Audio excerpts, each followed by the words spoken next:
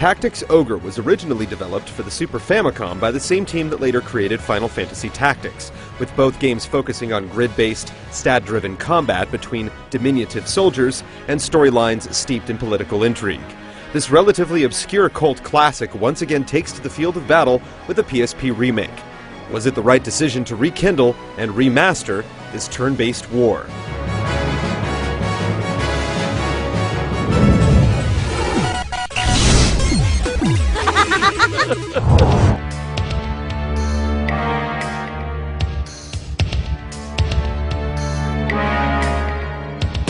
Tactics Ogre follows the path of a young man leading a military campaign to bring stability to a constantly warring region.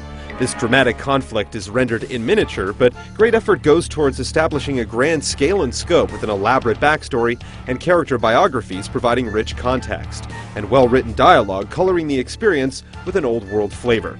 A branching storyline that compares well even to contemporary RPGs in terms of breadth and variety offers interesting choices, and the characters you encounter will live or die based on your actions. It's a disproportionate burden for a character that appears so diminutive on screen, but a real strong point for the game.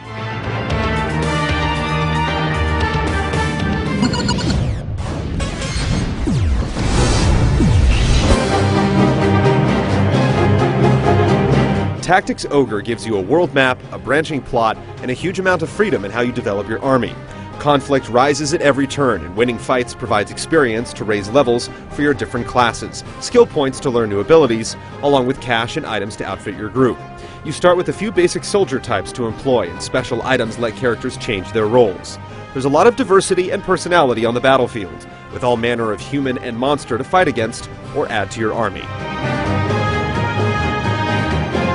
With huge potential for satisfying micromanagement, a single playthrough can mean a time investment well above average for an RPG, and with the ability to revisit critical points after completing the game, you have an easier way to explore the game's different options and encounter new potential allies. Multiplayer is limited to downloading and battling AI-driven squads created by other players, but it's nice nonetheless that the units you took so much time leveling are able to get some play outside the main game.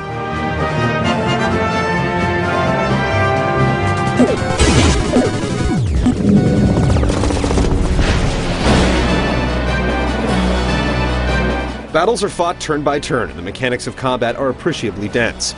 Even secondary factors like terrain and weather can make a difference in a battle. A preview window displays your basic chances of landing an attack, but you can't just go by the numbers. An archer on high ground can fire past their indicated range, or a mage may hit an unintended target with a poorly aimed spell. If the battle takes a bad turn, the game's wonderfully conceived chariot system lets you go back up to 50 moves.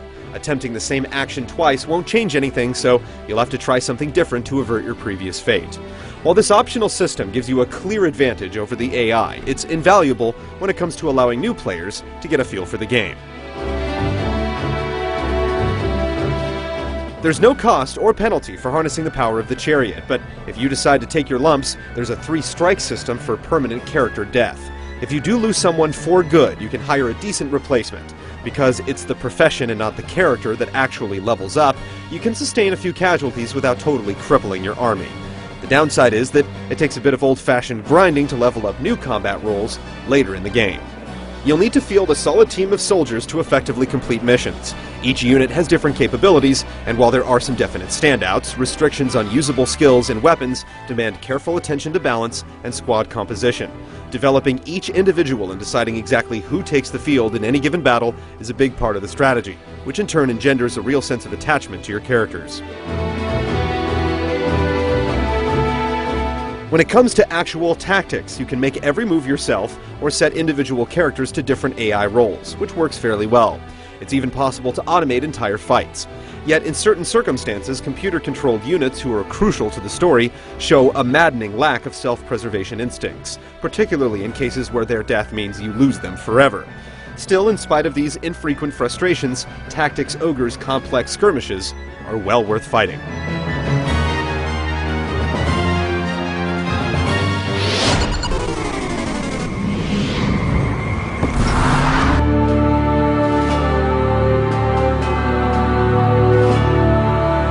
Tactics Ogre's remastered soundtrack stands out, with numerous battle themes and mood-setting incidental pieces creating a sense of purpose and drama. Updated character portraits are evocative and skillfully rendered, but you can't shake the feeling that, in spite of its charms, the cutesy imagery isn't the best match for the game's seriousness and grand scale. The ability to view battle maps from a flat, overhead perspective, however, presents a small, welcome concession in favor of ease of play.